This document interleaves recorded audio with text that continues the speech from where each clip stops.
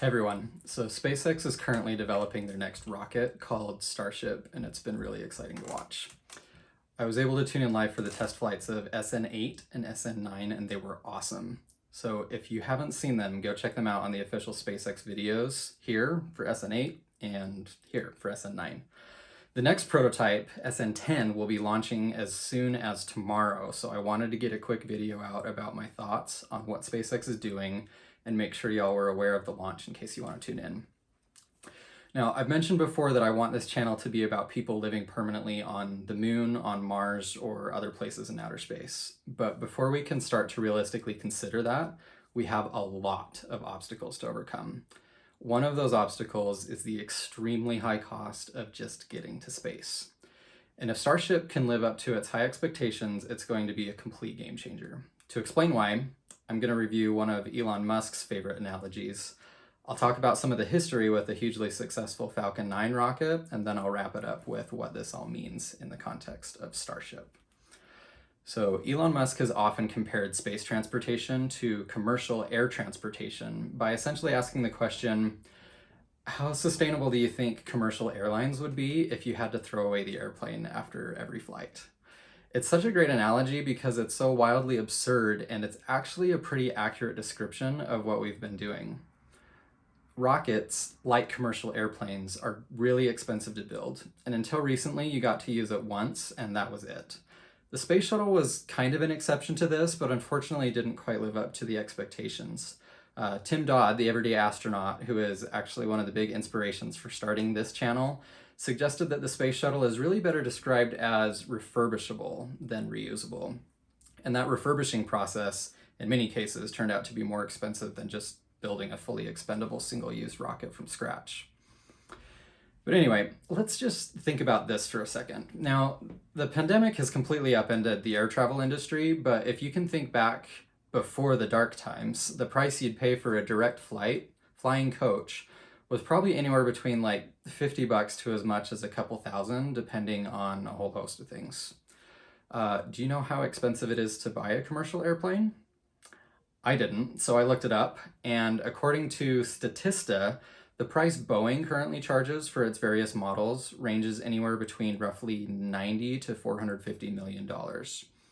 So even if you could fit 1,000 people on each one of these planes, you definitely can't, legally, ethically, probably even physically, to try to spread the cost of the plane out among as many people as possible. Each passenger would then be responsible for $90,000 to $450,000 for one ticket, for a one-way flight.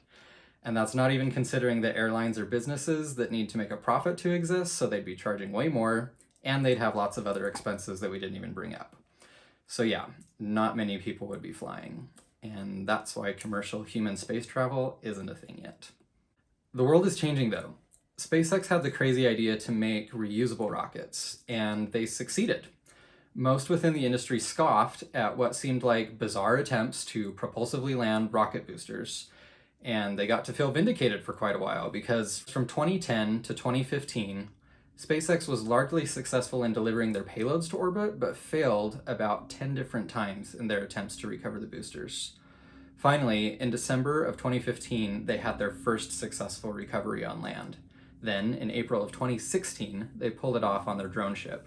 Now they've had almost 70 successful landings. In April of last year, they began a streak of 24 straight successful landings that sadly ended with the most recent Starlink mission. The point is, though, that they're getting pretty close to making this routine now. This is really cool. Their record for the most successful recoveries of a single booster is now up to 8. So if they're doing so well, why hasn't commercial space travel taken off? As great as the success of Falcon 9 has been, it's still only partially reusable. All the orbital rockets launched in the history of rocketry have had multiple stages. The Falcon 9 has 2. I won't get into the specifics of why this is the case, but to put it simply, it has to do with different engine bell designs being more efficient in Earth's atmosphere versus the vacuum of space. The boosters that SpaceX has been recovering, those are only the first stages. The second stage detaches after the first stage is almost out of fuel, and it keeps accelerating the payload, whether that be multiple satellites, one big satellite, supplies for the International Space Station, or a capsule of astronauts, until it's going fast enough to reach its orbit.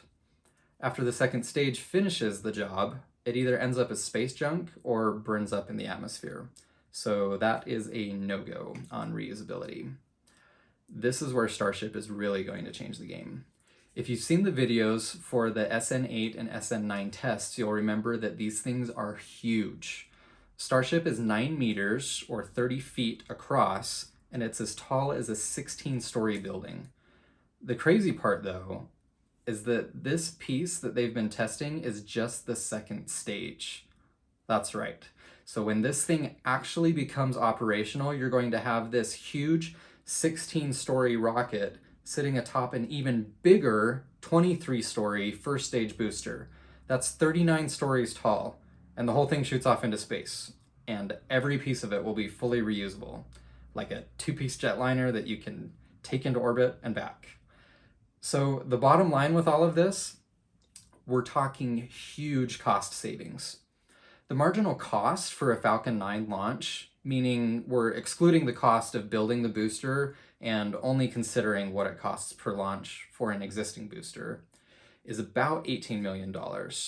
And that'll put almost 23,000 kilograms of mass into orbit. Let's consider another rocket in a different class, Rocket Lab's small launch vehicle, Electron.